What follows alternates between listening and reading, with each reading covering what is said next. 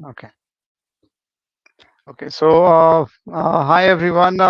We have with us Dr. Sadique, who is joining from Zurich, Switzerland, and uh, me and him are meeting after quite a long time. But of course, we had apart from academic engagement, we had a lot of other activities in which we are involved. And I was quite looking forward to this interaction because I'll get to learn a lot of things, of course, during this session and beyond that. As of now, he works in the artificial intelligence area and with a prominent organization. He's based out of, he's working as a vice president and he's based out of Switzerland.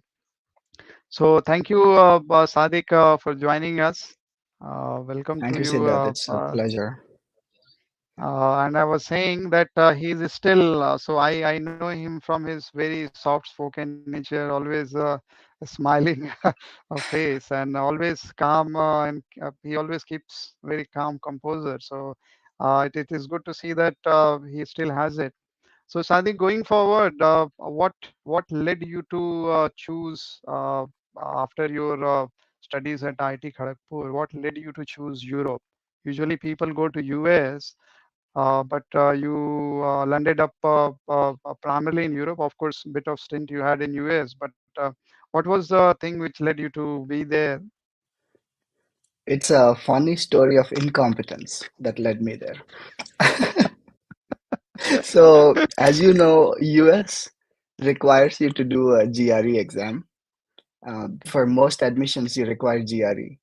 And I was never too serious in its preparation when I was in Kharagpur. So I did the exam. I was completely underprepared, and I got a very shitty score. Okay. Um, so that incompetence led me to go, maybe not. And then but I so I had so this was while I was at Kharagpur. I was looking for a PhD program, and with my GRE score I was like, okay, this is not going to work out. Then I joined IBM. I was there for year and a half, and it was very clear to me right from the start that this is not where I'll have my life. So that was a fun phase for me. I enjoyed a lot, but then I was also introspecting, where should I go? What would I like to do? And as it turns out, in Europe, um, the admission process is very different from in US. There, it's like finding a job. You have openings in different labs, and you essentially try to get in contact with the professors. Typically, you would then have an interview, and they will assess whether you are an appropriate candidate for the program and so on. So that's what happened to me. I was looking essentially into the fields that are related to bio-inspired engineering, something related to physics. And as luck would have it, I ended up in Switzerland. Okay, okay. So great. How did you find the academic environment different from, let's say, from IIT India system, so-called best of the technical institution, and in Switzerland? Yeah, so while I was doing my PhD, I was also doing some teaching assistantship as a TA, which you typically have to do. Um, so the reason I'm bringing that up is because my experience in India has been undergrad studies, and I think it's only fair to compare undergrad studies to undergrad studies. And so what I've noticed in Switzerland, in ETH in particular, was that the students who were studying a particular course or a particular discipline, they were doing that really because they wanted to do that discipline, not because this discipline would give them a job, or because this is the most in field or something like that. At least that was my feeling, was that people were doing that purely because of love for that topic. And if I look at myself and how I ended up, and if I look at people around me in India, there's a lot of this decision that's driven by market, driven by which departments drive jobs and so on, which also means people are not necessarily studying things that they love to do. People are studying things that they know will get them a career. So that's, I think, a fundamental difference that I saw quite a lot from students here versus my own experience in India. Beyond that, There is also a feeling of a lot of pressure when it comes to studies in India. For example, it's all very clearly defined. You have to finish your 12th by a certain age. You cannot skip years. You have to finish your engineering in 4 years. And that is that. There is no such thing as engineering in 5 years. Um, Right. and here it is not the case at all. People take their own time. They do like, oh, I'm going to do an intermediate where I'm going to go do an internship somewhere. I'm going to go travel for a year and explore the world. So things are a little more relaxed and self-paced, I feel, which also I think gives, a certain feeling of ease. And then perhaps that leads to better focus in studies. Um, that's maybe a couple of things that I find really contrasting. Everything else, quality of studies, I think the amount of things that we are taught in India are really very good quality. I think there's no comparison in that sense. I think we are very well in terms of syllabus. We're really in a good position. It's really more of a motivation of how to get the most out of what we have. Okay, okay, wonderful. And as far as let's say, because overseas studies are are kind of expensive, if I can use the term venture. As far as Europe is concerned, what are the various opportunities which students, learners can get when they go for, let's say, even a research studies, or in case you got an opportunity to interact with people doing masters? What are the various opportunities available and how readily they are available? Yeah, so as a PhD, almost all programs are fully funded, um, or at least you would only do it if it is funded. I've not seen anybody who's doing it out of the pocket or because they are doing some other jobs. At least at ETH and university, PhD positions are funded. Um, and again, to the best of my understanding, that is the case everywhere in Europe, which means during a PhD, you're not really too worried about sustenance itself. And usually these salaries are reasonably comfortable, that you're able to find a place to stay, you're able to support yourself. You might even be able to have a little bit of savings. Especially from a Indian background, like I never had any financial issues. As a master's student, that is not the case, but most countries in Europe have free education, which means the education itself is not the expense. Where you are required to support yourself is your housing, your food, and so on. There, I know people who do, tutoring. You could do a part-time job or an internship or a teaching assistantship. There's ample opportunities to be able to do some teaching at universities, or assist in a lab or do a project in some lab. And that's some of the ways you can support yourself as a master's student. As a PhD or a graduate or a postgraduate position, that's never an issue. Okay, I think okay, this is true also in US, if I'm not mistaken. Most graduate schools support you, and okay, that okay. includes typically the master's program as well, if you're in Okay. the So similar graduate situation. program. Oh, okay, okay. Similar situation is there in the Europe. Um, Yeah, okay, okay. And as far as the language is concerned, language of instruction, is there any some kind of restriction, or maybe that let's say slight barrier? that is definitely, I think, maybe the biggest barrier in Europe as opposed to US, because um, most universities at PhD level will be in English, at least in the STEM domain. So there, you're fairly secure. Your colleagues are also mostly international students, so you're typically completely shielded from anything to do with local language. Um, where it becomes more challenging is if you're doing a master's or a bachelor's program. There, most courses are still done in the local language. At least in Switzerland, at ETH, there's a lot of courses that are taught in German or Italian, some other language, not necessarily in English. And typically, you'll also see that the students are not most comfortable in English at that stage as yet.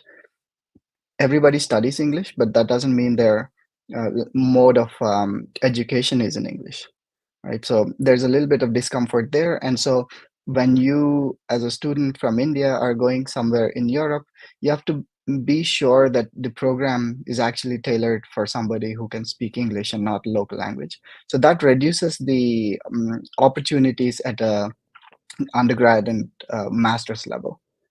And I think that's also true when it comes to cultural integration, because you come here, suddenly everything like is in a foreign language, and you have to figure out how to work through that.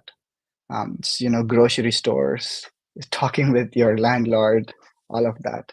Okay. So that, I think, in that sense, US is a lot smoother path into getting assimilated. Having said that, there's also a lot of student communities, Indian communities anywhere you go. And so you get a reasonable amount of support because of the community that you'll find. Okay. Okay, wonderful.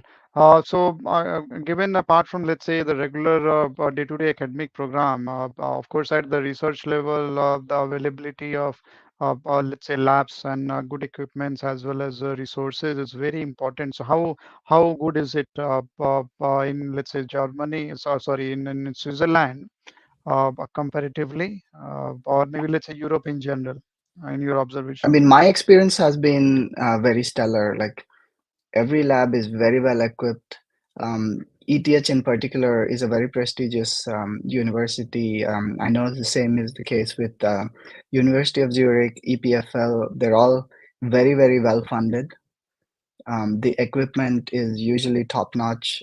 There is rarely any scarcity of the lab equipment or the necessary resources to run these things. And typically, when you get grants for a particular project, it is accompanied with a lot of the necessary equipment as well. I've seen things that I wouldn't have believed existed in the universities, but it's all very well funded, and that's something that you'll see, like the latest technologies always there. Okay. Um, Okay. so I think in that sense, I think maybe that's where we see a big divide is the amount of economical support in order to have these lab facilities um, is is at least from my experience at IITs, we had good labs. I wouldn't say they're not great, but the access to these labs is a lot better in my experience here than it is there. Okay, okay. So I saw that apart from, let's say, after doing your PhD in Switzerland, you also did your postdoc at two places in US, Intel Labs Yeah. and then university, another university in US. So what led you to do it, and how was the experience? What was the drive for it? You did, I think, more than 4 years or so. You stayed in US. Yeah. Yeah. So postdoc for me as was a phase of discovering myself and where I would fit. um, where because I had finished my PhD here, but then it wasn't clear to me if I wanted to pursue academics or if I wanted to pursue an industrial career. So I decided to initially do a postdoc at UCSD. It's in US where you have much more wider opportunities as a larger country, as a much wider academic net, and so on. So I went there at UCSD to a very renowned professor, a Professor Gert Kallenbergs, who is also a good colleague of my professor here at ETH, which is Professor Giacomo Indivari. So I went there. It was also my honeymoon phase because I had just gotten married. So I was there for a reasonable amount of time. During the first few years there, I also had a short internship at Intel. So it was a internship postdoc type scenario because there was a collaborative project with Intel. So I'd been there at Intel, and there it was really short. It was only 3 months, but those 3 months were very impactful in my life. because I saw how research works at an industrial location as opposed to at a university. I also saw how the type of support, the camaraderie, the team effort that goes into research. And I really personally liked it. It could be because of my mentors that I had there at Intel, um, but I really enjoyed it. So at that point, it dawned on me that perhaps industrial career is more appropriate for me. And so from that point on, I'd been looking for different opportunities, and just so happens that the opportunity brought me back to Switzerland after. Okay, okay. So and okay, so what? As I mentioned that I had been looking forward for this discussion. So your organization, you have been there for quite a while, almost 4 plus, almost 5 years or so. It's more than 5 years, yeah. Uh, yeah, more than 5 years. So what do you do since and in the AI area? What all you Yeah. all are doing? Whether it's hardware, Yeah. software, a combination of it. How is it? Yeah, absolutely. So Synsense happens to be a spin-off from the lab where I had done my PhD. So it's founded by my professor, Professor Indivari, and one of his postdocs, Dr. Ning Chao. So together, they founded this company as a way to commercialize some of the things we'd been working on in the lab. The particular domain is called neuromorphic engineering. It is a field of engineering that takes inspiration from neuroscience, how it studies how the brain works, and at some point they discovered some parallels between how transistors work to how cell membranes work. And what that allowed people to do is come up with very efficient circuits to mimic neurons. And so Okay, that means you can build very efficient neural networks that are brain like and can do computation that is also very similar to how brains work. The key terminology here is something called spiking neural networks. These are a slight variant of standard neural networks that we hear in artificial intelligence today. Um, but these enable you to do the types of computations that would be rather expensive when you do standard neural networks. And so the company Synsense itself is a chip design company that builds these neuromorphic chips. The broad agenda is that you're able to have AI for vision processing and audio processing, that you're able to run these AI devices using a small battery for several months, as opposed to what is done now, which is that you have your AI device, but typically you require internet and you require connectivity and power in order to have some AI applications from your device. So this incurs a lot of power and bandwidth and privacy concerns and so on. So the goal at Synsense is we design these devices that where your data is on the device, it's already doing all the computation on it, and it just gives you the output. And so that's what we've been doing. So my particular expertise there is we in the algorithms team we kind of inspire the architectures, the types of neural networks that need to go onto the chips, so that we build chips that are informed by the algorithms that go on it. So it's not completely general purpose CPUs. These are very custom neural network devices that are inspired and that are designed by what are the requirements of the computation, that which is what makes them very efficient. So my group, we develop these algorithms, we develop the architectures that should map efficiently to hardware. These are the two key focus in terms of the vision of the group itself. okay, okay, wonderful. So what are a couple of application areas where they have been used, and are they being used in a specific geography itself, or what is the You can Um, say so any just yeah. at the moment, yeah, absolutely. At the moment, the so we use that for vision processing. So we have a device called Spec, which has a vision sensor, and right next to the sensor, we have a processor as well. So it's all on one chip. With this, we are able to do things like vision processing, gesture recognition, or gaze recognition. So simple vision processing tasks where you see something, you're supposed to make a decision based on what you've seen.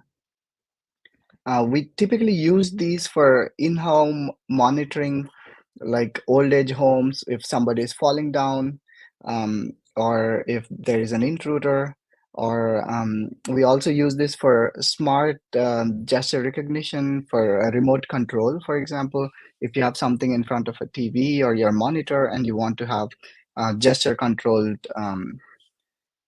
applications. Another domain that we are actively seeking is the domain of toys, smart toys. Easy to use because you don't want to program them. Of course, as a child, you'd want them to be very interactive, and at the same time, you don't want these tethered by a cable simply because you want to run your AI. So those are a couple of domains that we are actively pursuing. And so we don't yet have large scale commercial products, but we are in contact with several of these companies and we are still working towards commercialization at large scale. We have at the moment a proof of concepts and interactions with our partners. Oh, okay, okay, wonderful. So a couple of months ago, I was reading Sam Altman's, I would say, message or some interview wherein he talked about the the age of large language models in no more, and then there are going to be smaller kind of models which might be turned into different kind of AI systems. So you had mentioned that some TinyML area where also you are working in. So is it related to that where the amount of data, the amount of maybe let's say training, which a AI system would require would be less, and of course then it will be less maybe let's say capital as well as power intensive. Is it some such kind of thing which these systems would So do? I would say TinyML and large language models fall a little bit um, in the opposite spectrum in this AI domain. Okay. Simply because if we look at large language models, the intention or the basic idea is that these models have a very good understanding of the world around you. And then with that understanding, they're able to solve specific problems. And it's critical in these applications that they have a broader understanding than the very specific domain that you're interacting with. Which is why they have to have an understanding of language. They have to have an understanding of, especially if you're looking at multimodal models, then you have to have a good understanding of what images are, what is sound, and so on and so forth, so that they can make a very informed decision based on all the modalities that they're afforded. And that kind of also leads to very large model parameters. Okay. Ultimately, of course, there are several techniques to shrink these models down so that you're able to compress the knowledge you have in shorter form, but still they are expected to have a very broad domain of knowledge. TinyML, on the other hand, is very focused on a very specific task. So it's generalization versus being an expert in a very small domain. And in TinyML, you're not aspiring to solve every problem. It's really engineering for one particular problem, very precise, which means you shed a lot of the um, parameter space, memory, and so on that is not required because for this task, you don't need it. So that's the technique that TinyML takes. Okay. Okay. Okay, wonderful. So thank you for that explanation. What we have been seeing, even in the year 2023 as well as in 2024, in the beginning, because of advent of AI, a lot of jobs have been becoming redundant, and even a lot of I watch YouTube and even on LinkedIn, there are a lot of advertisement of organizations, companies training people on data science and AI. and the future, it looks a bit uncertain as far as maybe let's say choosing a particular kind of career or maybe stream is concerned. So based on what you have seen so far, what do you see maybe on a broad level? What are couple of key things which individuals should keep in mind while choosing a career option? And I see that it is not necessarily maybe let's say engineering stream of education which is going to get affected. There is a very widespread, I think, impact which AI is going to happen, going to cause. So based on your understanding, what do you see? Whether such kind of maybe let's say very specific kind of maybe areas would emerge where specific applications would become more prominent, or what are this your thoughts on this? A couple of points Yeah, which individuals could choose while deciding a career, even no matter which domain they are in.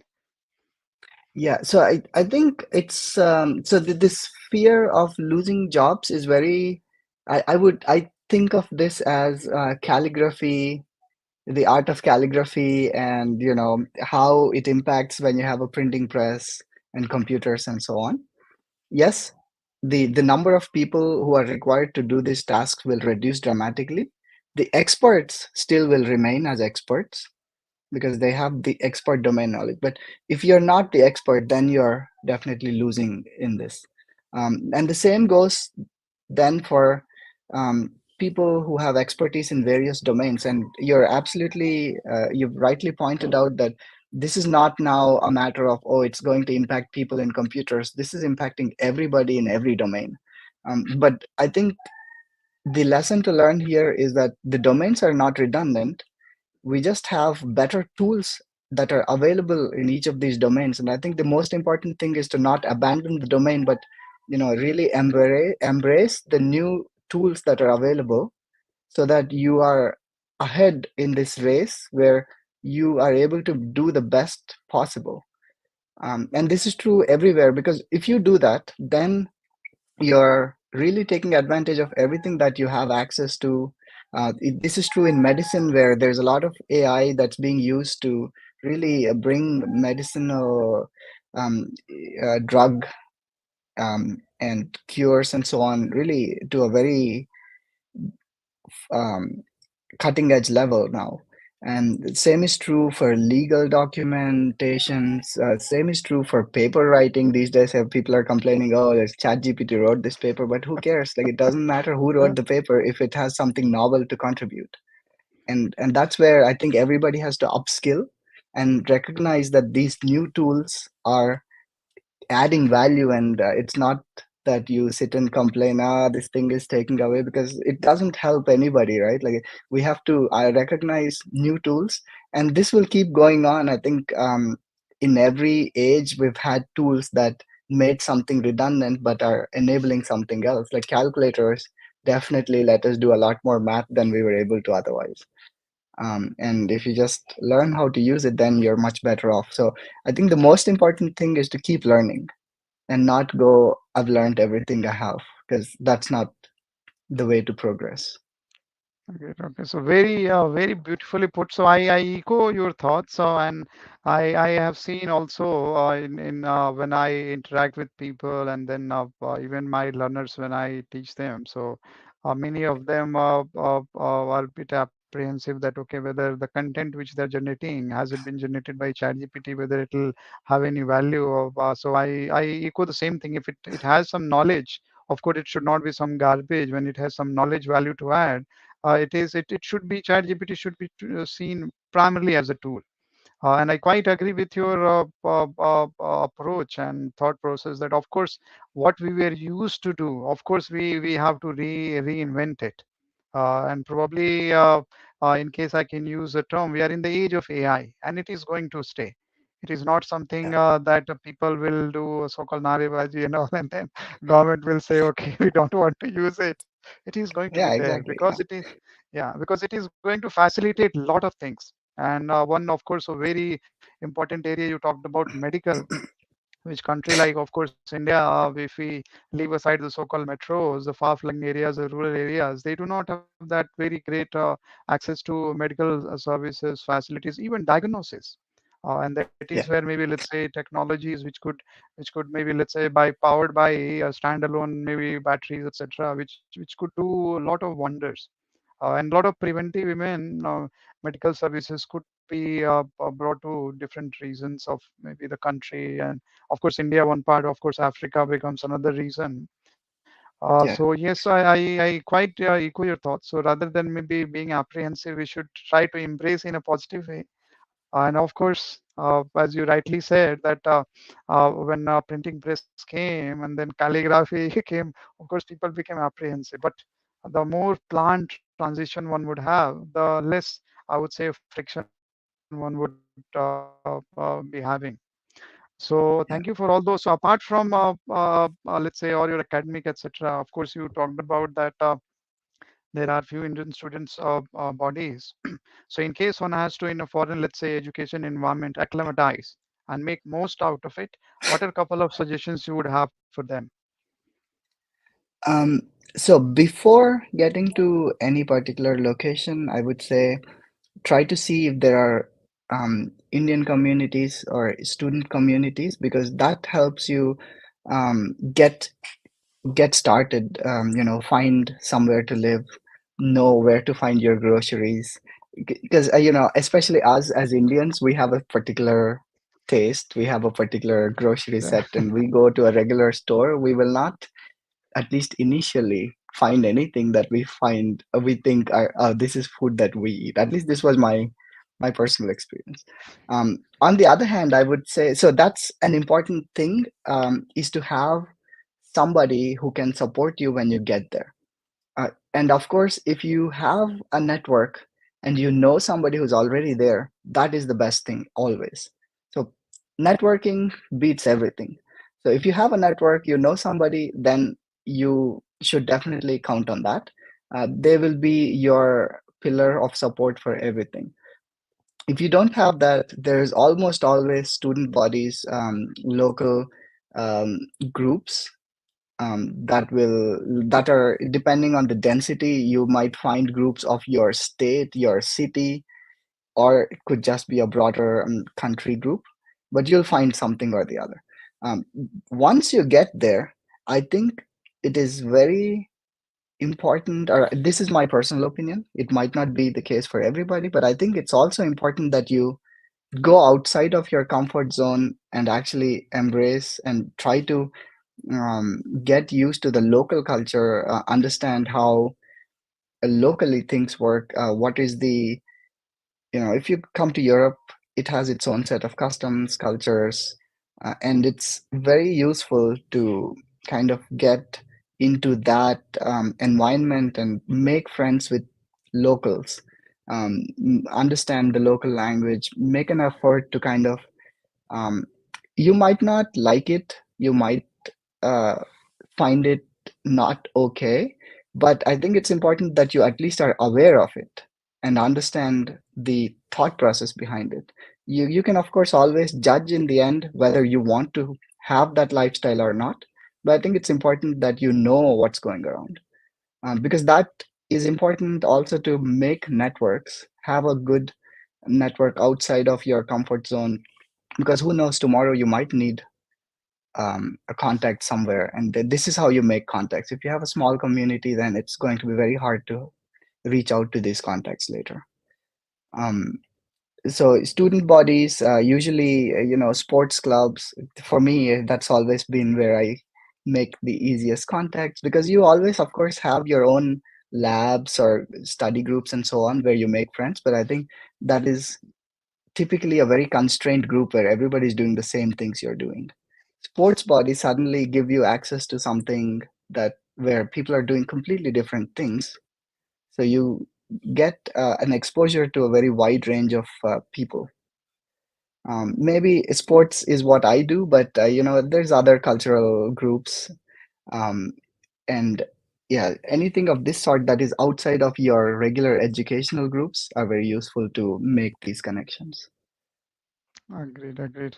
No, so and that's how me and Sadiq also met. So at IT, we were practicing martial arts. So we were karate practitioners. Now Sadiq has ventured into kung fu and other styles. So, and it is really admirable as participants who can, with whatever is available in the frame, you can see is still pretty fit. Uh, Wow. So sports and with my own personal experience when I was in Paris, we were doing all these kayaking activities, etc., and then a couple of other sports activities which were involved. So across, you need not have a very high level of intelligence to get involved into that. You should have just first an intention and inclination to do it, and that also creates very good bonding. And so that is, I quite echo that thought that one should get out of their comfort zone. And networking, of course, we emphasize. Unfortunately, we are not taught that into undergrad in maybe engineering stream. But when we go out our comfort zone, of course, we realize the values, the importance people have in our lives. So thank you for sharing all that thoughts, Sadiq. So. And everyone who are watching it, thank you for staying up till this end. I hope you all get an opportunity to get to know something from this interaction. And Europe, in my personal opinion, is a great study destination. Not just in Switzerland, I have been in France, and then we will have also people from Germany, and of course, UK is a very traditional, I would say, destination where Indians have been going a lot. But other countries also in Europe, they are quite good, and even the French president, who was a chief guest on this year Republic Day, he himself announced that they're anticipating or they are preparing or they are creating policies facilitating entry of Indian students in France, and they have a target of 30,000 in next couple of years. So from that perspective, also, it's going to be a very interesting and I would say enriching experience. A bit of and even the language barrier to some way it is getting bridged. So I don't think there is going to be too many problems on that front. And Europe, maybe I'm biased by that opinion. Europe is a kind of multiple countries into a small geography. So you get to see a lot of variety, you experience a lot of things, and Yeah, that also further enriches one's experience. Yeah, you're saying something, sir. yeah, I was just gonna say, typically when I introduce Europeans to India, I tell them India is like Europe. It's not like one country. And I think the flip side of it is, Europe is like the European Union is like India, where every state has their own little culture, but you have the freedom to move across and experience, and everything is really close. Public transportation is great. You can get, from country to country really fast, experience very cultural locations, a lot of history, great food. um, so yeah, absolutely, like you said, it's really great place to experience something different. I think we're all exposed to American culture because of the TV. We don't have that same exposure to European culture. Europe. I agree, quite agree. Yes, Yeah, yes. so Okay, definitely everybody should consider that as one of the options and not just US. great. Okay, so thank you, Sadiq. Let me complete this live stream. And thank you everyone who joined us for this live stream.